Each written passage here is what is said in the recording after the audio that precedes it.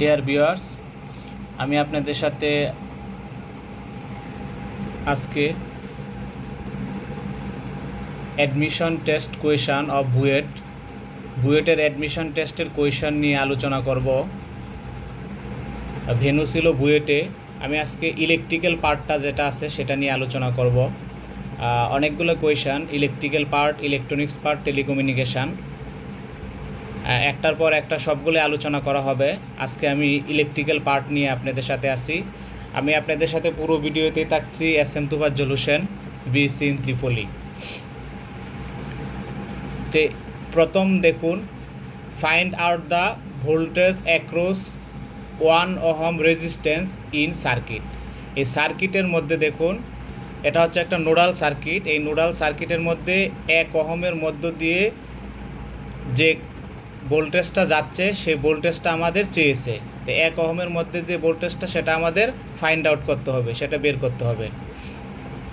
তো ভিউয়ার্স দেখুন, আমরা এখানে যেহেতু নোডাল অ্যানালাইসিস আপনারা জানেন, এখানে নোড ধরতে হবে। আমাদের এখানে যে পয়েন্টগুলো আছে সেই পয়েন্টগুলোতে আমরা নোড ধরবো। অর্থাৎ এই যে 3টা পয়েন্ট দেখতেছি আমরা, এটাকে আমি B1, B2, B3 ধরে নিচ্ছি।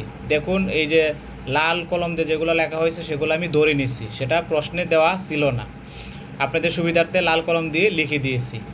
তো এখানে B1 হচ্ছে নোড, আমাদের ভোল্টেজ কত, B1-এর 20 ভোল্টেজ আছে। আর B3-র কত আছে, B3-র হচ্ছে -12। এখানে প্লাস মাইনাসটা আমরা কেমনে ধরি, মানে আমি যেভাবে হিসাব করি সেটা বলতেছি। দেখেন এখানে যেহেতু পজিটিভ প্রান্ত প্রথম যে চিহ্নটা সেটা আমি ধরছি, এখানে সেই ধরি মেটটা সলিউশন করছি। B3 দেখুন এখানে মাইনাস চিহ্ন আছে, উপরে নেগেটিভ চিহ্ন আছে, এই জন্য আমি -B20 ধরে নিচ্ছি। এখন দেখুন আমরা B2 নোডকে নিয়ে কাজ করব। এখন B2 নোডের ইনকামিং কারেন্ট এবং আউটগোয়িং কারেন্ট এই দুইটা নিয়ে হবে এখানে।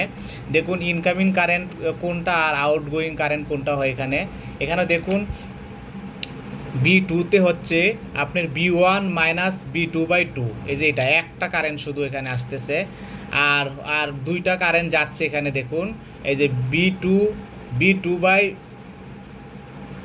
B2/1 প্লাস হচ্ছে B2 - B3/2, এটা হচ্ছে আরেকটা নোড। এই দুইটা নোডের কারেন্টই হচ্ছে B2-র কারেন্ট, এই জন্য এটা হচ্ছে আউটগোয়িং, এটা হচ্ছে যাচ্ছে।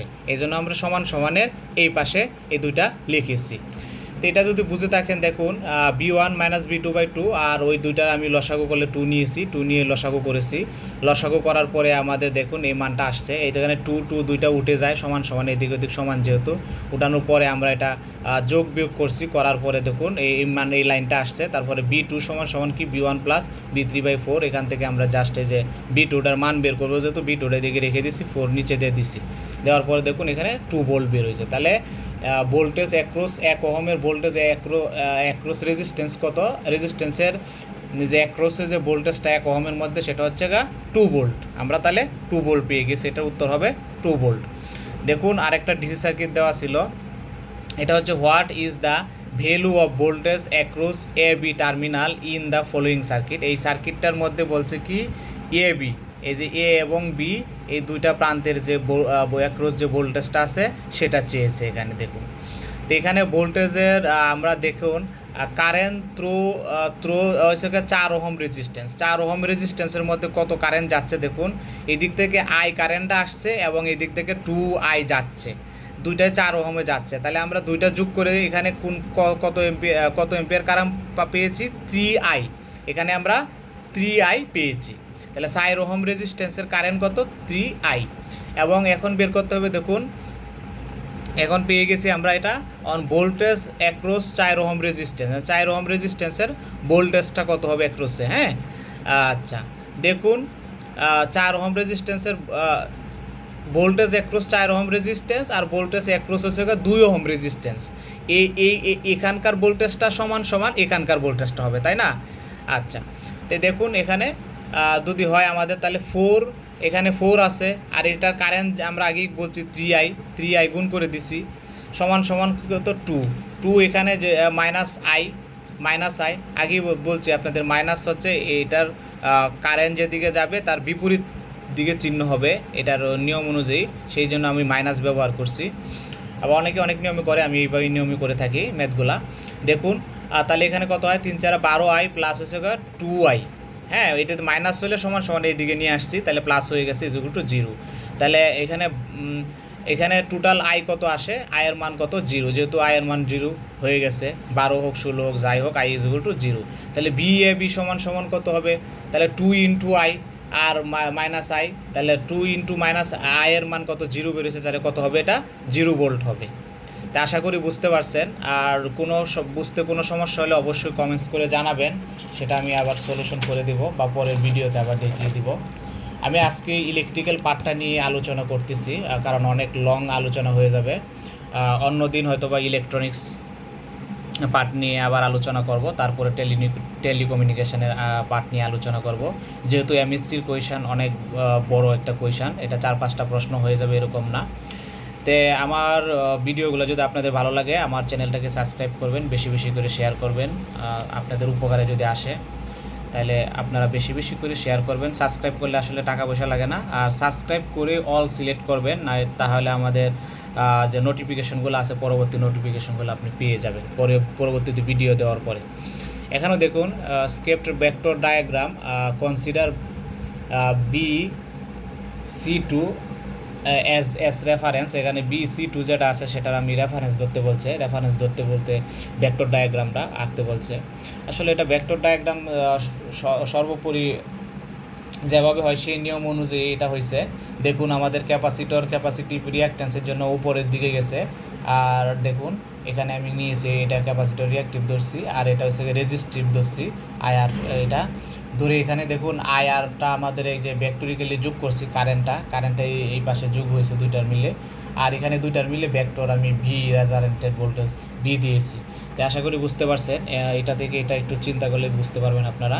দেখুন পরবর্তী ম্যাথটা হচ্ছে in a star connected valence 3 phase সার্কিটের BPH 208 ভোল্ট এবং পাওয়ার ফ্যাক্টর 0.6 এবং P সমান 300 ওয়াট দিলে ZP কত, মোট ইম্পিডেন্স চেয়েছে। এটা আমরা পাওয়ারের সূত্র এখানে বসিয়ে দেবো, P সমান VP IP cos θ, এখান থেকে IP বের করে নিলাম।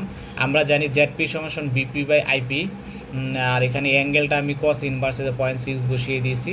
দেখুন এখানে আসছে 259.58, আর অ্যাঙ্গেলটা হচ্ছে 53.13। আপনি ক্যালকুলেটারে যে cos ইনভার্স 0.6 দিলে অ্যাঙ্গেলটা আসবে, অ্যাঙ্গেলটা বসিয়ে দিবেন। তো এই হচ্ছিল এই ম্যাথের সলিউশন। এখন দেখুন আরেকটা ম্যাথ দেখাচ্ছি, সেটা হচ্ছে ফাইন্ড আউট অ্যাভারেজ পাওয়ার। অনেক সময় অ্যাভারেজ পাওয়ার চায়, এরকম মান দেওয়া থাকলে এখানে 20 cos omega sine omega t plus 15 sign 2 omega t minus 10 sign 3 omega t. এটা তো সাইন এরকমভাবে ফর্মুলা দেওয়া আছে। যদি কোনো সময় কস দেওয়া থাকে তাহলে অবশ্যই সবগুলোকে সাইন ফর্মুলাতে নিতে হবে। আমার যেহেতু সবগুলো সাইনে দেওয়া আছে এই জন্য সমস্যা হয় নাই, শুধু আমি অ্যাভারেজ পাওয়ারটা যেটা আছে সেটা √3 দিয়ে আমি ভাগ করে দিব। দেখুন অ্যাভারেজ পাওয়ার যেহেতু চেয়েছে, তাহলে অ্যাভারেজ মানে কি, RMS এর মানকে √2 দ্বারা ভাগ করতে হবে, সেটা কারেন্ট এবং ভোল্টেজ দুইটাকে আমি ভাগ করব। পাওয়ার যেহেতু P সমান VI cos θ, ভোল্টেজ কারেন্ট আর পাওয়ার ফ্যাক্টর গুণ হবে। তো দেখুন এখানে আমি এই আগে সূত্রটা আপনাদের বুঝিয়ে দিচ্ছি, এর সূত্রটার পরে এই অনুযায়ী মান বসাই দিলে এটা হয়ে যায় একেবারে easy. B1 RMS I1 RMS cos, এই যে প্রথমে থিটাটা হচ্ছে B1 মাইনাস I θ1, প্রথমে ভোল্টেজের অ্যাঙ্গেলটা হবে, তারপরে কারেন্টের অ্যাঙ্গেলটা হবে। তাহলে B2 সেম এরকম হবে, B3ও দেখুন সেম এরকম হবে। এটা আবার 4 বুঝেন না, এটা হচ্ছে প্লাস, এটা হচ্ছে প্লাস। আচ্ছা, plus B3 RMS I3 RMS cos এই যে theta B3 minus theta I3। তো এইগুলোকে আমি আবার দেখুন এখন মান বসিয়েছি এখানে। এই যে 20 দেওয়া আছে, 20 ভাগ √3 ইন্টু ওই যে 6 দেওয়া আছে কারেন্ট, 6/√2 cos, এটার মধ্যে 0 আছে থিটা অ্যাঙ্গেল, আর এটা 20 ডিগ্রি আছে, 20 ডিগ্রি বসিয়ে দিয়েছি। সেম এটা এরকম দিয়েছি। আবার এখানেও দেখুন একটু বোঝানোর বিষয় আছে যে মাইনাস ব্যবহার করছি, কারণ এখানে সামনের চিহ্ন ওরার মাইনাস আছে, মাইনাস থাকলে আমাদের এখানে এই জন্য আমরা মাইনাস বসিয়েছি। দেখুন এখানে আমরা এখানে এই যে ভোল্টেজের হতে -10, এই জন্য আমরা -10 দিয়েছি √2 ইন্টু এখানে দিছে কিছু নেই 1 ধরে নিছি, 1 - √2 cos θ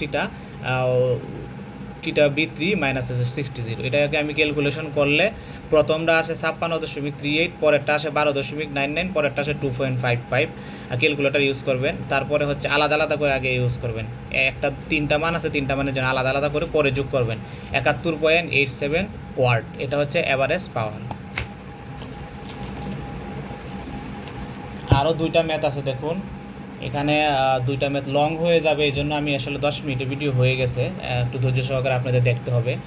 এর পরবর্তীতে আবার অন্য পার্টগুলো আমি আলোচনা করব। দেখুন এখানে বলছে 2 line current of a unbalance 3 phase 3 wire system আর 100 angle 90 degree and 110 angle 20 10 find out the line current. লাইনের কারেন্ট চাইছে, থার্ড লাইন কারেন্ট অর্থাৎ তৃতীয় লাইনের কারেন্ট। তাহলে আমরা জানি 3 phase 3 wire system L1 plus L2 plus L3 is equal to 0। তাহলে আমরা L3 বের করবো, এটা 3 বের করছি, আর বাকিগুলো এই পাশে নিয়ে আসলে মাইনাস হবে, সামনে মাইনাস বসিয়ে দিয়ে সবগুলো কারেন্ট দিয়ে ক্যালকুলেটারে আমি যোগ করে দিচ্ছি। দেখুন 135.2 এত আসছে। এখন লাস্ট ম্যাথ, এটা হচ্ছে আপনার determine the induction torque is 400 volt 50 পার্স 4 পোল স্টার কানেক্টেড ইন্ডাকশন মোটরের অপারেটিং স্লিপ 2% আর উইথ 240 ওয়াট হয়েছে পাওয়ার, আর bearing loss in motor winding. আচ্ছা, সব বেয়ারিং লস টস সহ সব কিছু এটা। এখন দেখুন এখানে আমাদের টর্ক বের করতে বলছে, ইন্ডাকশন টর্ক বের করতে বলছে। তাহলে আমরা এই যে আমি এর আগে একটা ইন্ডাকশন মোটরের ম্যাথ নিয়ে আলোচনা করছিলাম, তখন আপনাদের এই সূত্রটা আমি পরিচয় করিয়ে দিয়েছিলাম। আজকে নতুন করে আর আলোচনা করব না, শুধু সূত্রটা প্রয়োগটা দেখিয়ে দিব। দেখুন P copper by P out S by 1 - S use করছি। এখান থেকে পি আউটের মান বের করে ফেলছি, এটা আমাদের পরবর্তীতে প্রয়োজন হবে। মানে এন এস সমান সবাই আপনারা জানেন 120 F by P, 120 F by P দিয়ে সূত্র দিয়ে বের করে ফেলছি। এন আর বের করে ফেলছি এত। কারণ এন আরটাকে আমাদের এখানে তো আরপিএমে আছে, সেটাকে আরপিএমে রাখলে হবে না, যেহেতু আমাদের টর্ক বের করতে হবে, তো এটাকে 60 দিয়ে ভাগ করলে সেটা সেকেন্ডে চলে যাবে। এটা আরপিএসে নিতে হবে, এই জন্য আমি 60তে ভাগ দিয়ে আরপিএসে নিয়ে গেছি। এখন আমরা জানি ওমেগা এম সমান 2πn, এই 2πn এর মান বের করে আমরা বসিয়ে দিয়েছি। এই এন এর মান তো এখানে দেখুন কত আসছে, এন আর এর 24.5, আমরা 24.5 বসিয়ে দিলে তাহলে 153.9384 রেডিয়ান পার সেকেন্ডে চলে গেছে। এখন আমরা টর্ক ইনডিউস টর্ক আমরা জানি কি P out by omega M. তাহলে পি আউট তো আমরা আগেই বের করছি 11,760 বসিয়ে দিয়েছি, আর ওমেগা এম এর মান আমরা 153.9384 বসিয়ে দিলাম। দেখুন 76.39 নিউটন মিটার বের হয়েছে। তো আশা করি এই ম্যাথটা আপনারা বুঝতে পারছেন, আর যদি বুঝতে কোনো ধরনের সমস্যা হয় তো অবশ্যই কমেন্টস করে জানাবেন। তা আপনাদের পুরো ভিডিওর সাথেই আমি ছিলাম SM.Tufazzal Hossain। আশা করি আপনারা সব বুঝতে পারছেন। যদি আপনাদের কোনো সমস্যা হয় কমেন্টসের মাধ্যমে জানাবেন, বা আমার চ্যানেলটাকে সাবস্ক্রাইব করবেন, বেশি বেশি করে শেয়ার করবেন। ভালো থাকবেন। আসসালামু আলাইকুম রহমতুল্লাহ।